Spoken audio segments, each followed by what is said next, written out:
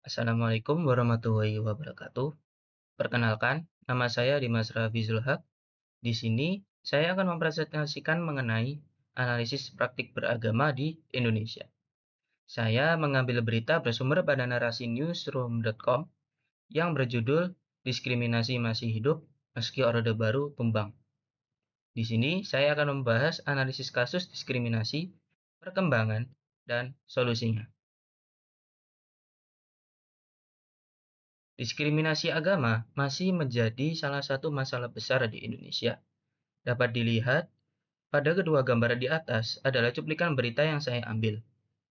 Berisikan kasus pemaksaan penggunaan jilbab pada siswi non-muslim dan penyerangan acara pernikahan oleh kelompok tertentu beratasnamakan agama. Kasus-kasus ini dapat dikatakan condong ke pihak agama mayoritas di Indonesia, yaitu agama Islam, yang menimbulkan ketidakadilan bagi agama minoritas. Analisis kasusnya, sebuah studi menyebutkan bahwa terdapat beberapa faktor penyebab diskriminasi agama, mulai dari banyaknya peraturan kebijakan yang tidak seimbang, hanya mengarah pada agama mayoritas dibandingkan agama minoritas.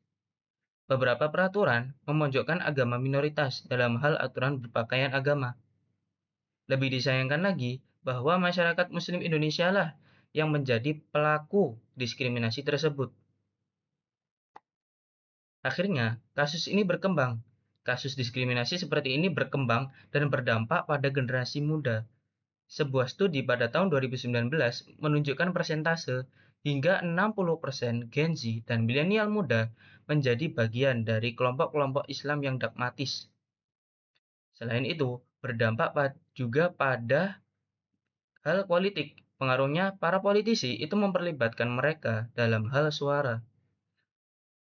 Semakin kuatnya penggunaan simbol keagamaan di bidang politik, dan akhirnya penyusunan kebijakan Perda Syariah juga meningkat, di mana kebanyakan isi dari Perda Syariah ini hanya memperlihatkan unsur diskriminasi agama pada agama minoritas. Apakah sesuai dengan ajaran Islam dari tindakan diskriminasi tersebut? Jelas tidak sesuai, karena Islam sangat menentang diskriminasi tentang agama.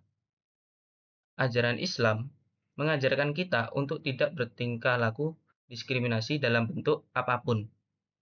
Yang pertama, Islam melarang bertindak diskriminatif berdasar pada Quran Surah Al-Maidah ayat 8 yang berbunyi, Bismillahirrahmanirrahim. Wala yajrimannakum syana'anu qaumin ala ta'dilu i'dilu huwa aqrabu littaqwa wattaqwa. Yang berarti, janganlah kebencianmu terhadap suatu kaum mendorong kamu untuk berlaku tidak adil. Berlakulah adil karena adil itu lebih dekat pada takwa. Islam juga mengajarkan tentang toleransi beragama. Berdasarkan pada hadis riwayat Ibnu Mas'ud, Nabi Muhammad SAW pernah bersabda, "Barang siapa yang menyakiti non-muslim, yang sanggup hidup berdampingan dengan orang-orang muslim, maka akulah musuhnya.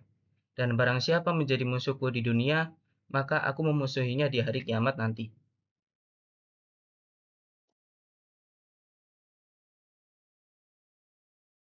Bagaimana solusi dari kasus praktik tersebut?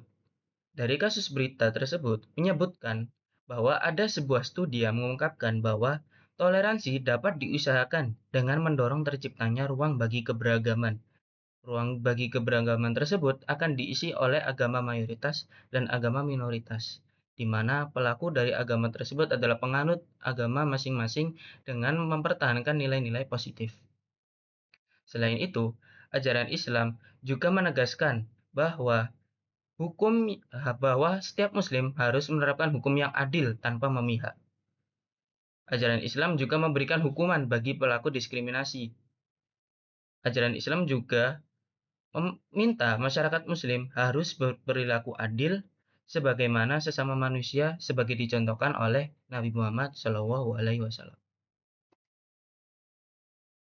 Berikut presentasi dari saya. Terima kasih atas perhatiannya. Wassalamualaikum warahmatullahi wabarakatuh.